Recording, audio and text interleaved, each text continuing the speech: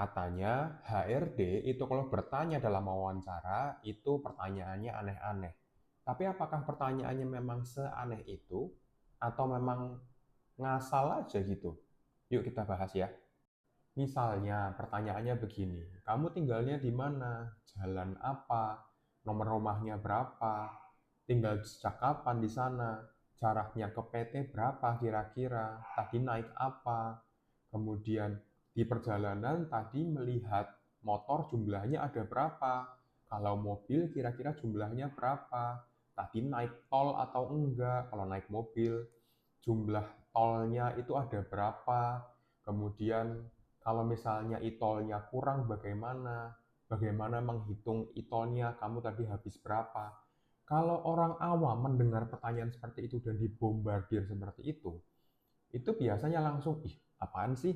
Kok pertanyaannya aneh banget, nyeleneh, bukannya tentang pekerjaan gitu. Misalnya pekerjaannya sebagai seorang sales atau analis gitu, ya harusnya pertanyaannya kan tentang analisa. Tapi enggak gitu loh.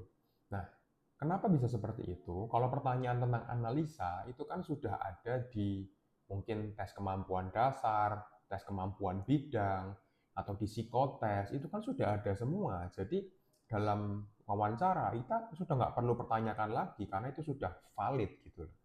Yang kita pertanyakan dalam wawancara biasanya adalah struktur berpikir, cara orang ini berpikir. Kalau misalnya ditanyain hal-hal seperti tadi, nomor rumahmu berapa, jaraknya berapa, tadi lihat motor ada berapa, hah? Lihat ada motor ada berapa? Ya nggak mungkin bisa tahu lah Pak, misalkan kayak gitu. Nah gitu dari situ kita bisa tahu orang ini tidak mau menganalisa gitu loh, tidak mau berpikir.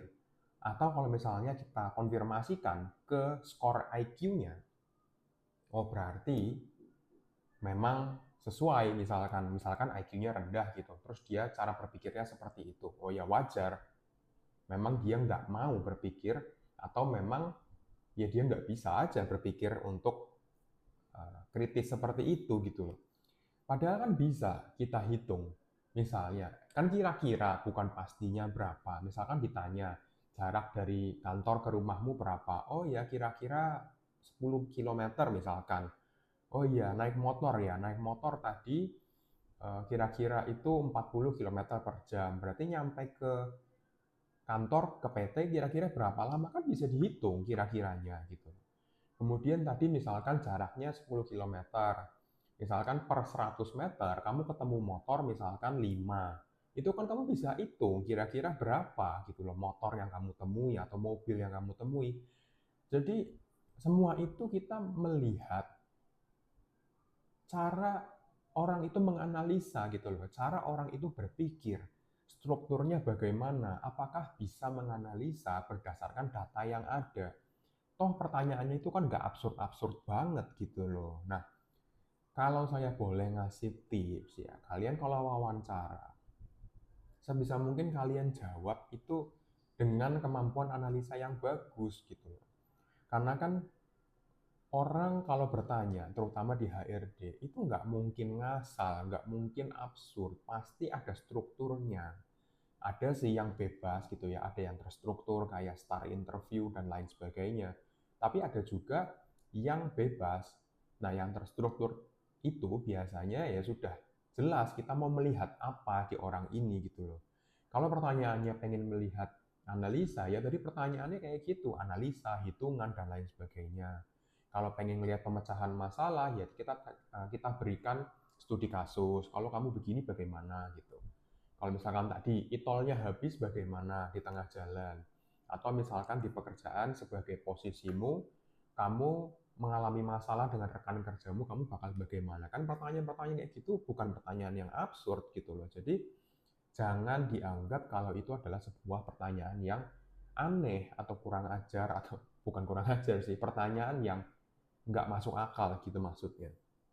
Ya, jadi saya hanya titip pesan aja buat kalian semua yang sedang mencari kerja atau akan menghadapi interview atau wawancara terhadap HRD, ya tinggal dijawab aja sebisamu. Kamu sudah menjalani psikotes, menjalani ini dan itu, tinggal interview, ya sudah persiapkan sebaik mungkin. Tunjukkan bahwa kamu itu memang mampu memberikan jawaban yang berkualitas. Dan interview itu sebaiknya tidak perlu dipelajari, karena mau dipelajari kayak apapun, kamu nggak bisa nebak apa yang akan ditanyakan oleh si interviewer. Buat apa kamu belajar, oh kamu lihat dari YouTube atau dari video ini. Pertanyaannya adalah, nanti bagaimana kalau kamu menghadapi ini dan itu, kalau atasanmu begini bagaimana? Nanti ternyata di interview yang sesungguhnya pertanyaannya berbeda lagi gitu. Ketika berbeda kamu bingung, hah gimana ya cara menjawabnya gitu kan, nggak enak juga gitu. Jadi cukup dengarkan dulu pertanyaannya, kalau nggak jelas tanyakan lagi, kemudian jawab sesuai dengan kemampuan analisa kalian. Kalau memang belum masuk karena interviewmu kurang, ya mungkin memang belum sesuai dengan kriterianya saja gitu loh, kriteria dari si interviewer aja atau dari si pemberi kerja. Jadi ya mungkin kalian bisa cari tempat lain yang mungkin lebih cocok untuk diri kalian dan kemampuan kalian gitu. Jadi jangan berkecil hati kalau kalian nggak masuk ya. Kurang lebih seperti itu yang pengen saya berikan wawasan pada hari ini. Semoga bermanfaat dan salam sehat jiwa buat kita semua ya.